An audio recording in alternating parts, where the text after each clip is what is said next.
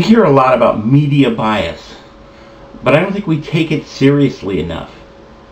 Believe me, I understand about hearing all of the things that you agree with being a comforting thing.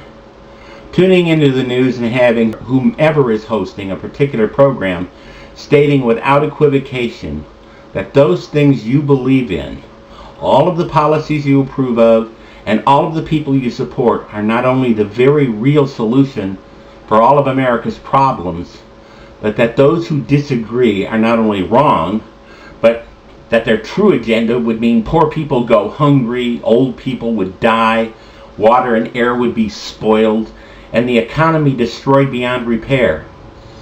If that doesn't scream lie to you, then you really don't want to know.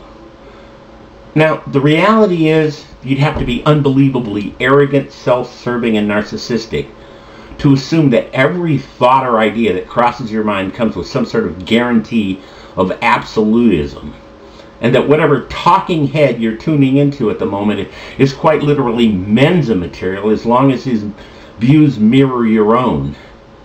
If you're not hearing at least as many questions of concern as praise for a given policy or person, if a given agenda, economic or foreign policy, isn't being scrutinized as to its benefit versus its potential for disaster, and you don't wonder why, then the truth of the matter is you don't want to know.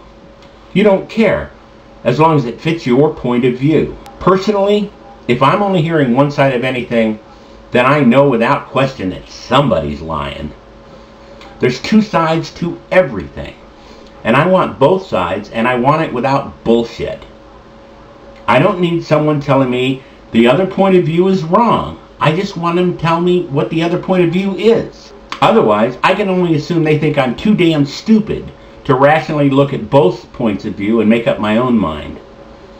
There's a reason that when a dictatorial government comes into power, the first thing they do is take over all media outlets, so that what the people hear from that day forward will only be one side of any given story, and that side will only be what that administration wants people to hear. One good example is North Korea. You only need to look at how Kim Jong-il has been portrayed in their media. I mean, the people always called him dear leader, but the media referred to him as the great man who descended from heaven, or the greatest man who ever lived. And they reported that he wrote 6 operas in 2 years, and that at one time he shot 36 under par in a round of golf that had 11 holes in one. And a snowstorm suddenly ceased, and the sky glowed red over the sacred Mount Paektu at the moment of his death. No doubt at least a few of those North Korean talking heads had, at the very least, a shiver running up their legs.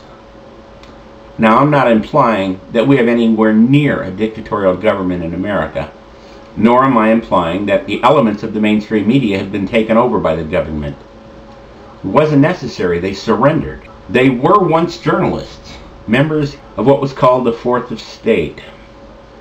It has been said that they could be counted on to abide by certain professional and personal ethics. Journalists would attempt to cultivate an air of neutrality, focusing on reporting of the issues as they are, so that people could judge the facts for themselves. Journalists was careful as a whole to protect the integrity of the press, verifying information before publication. And they used a variety of other techniques to convey a trustworthy appearance to the public. I think we can agree those days are gone. But they're only gone because so many people become more interested in being right than being informed. As I said before, I can understand that hearing all of the things you agree with being a comforting thing. But once that becomes the only thing you hear, you will never be sure that it's the truth. The truth quite often hurts. And like pain, it usually is a sign that there's something very, very wrong. Let's face it, it's only common sense.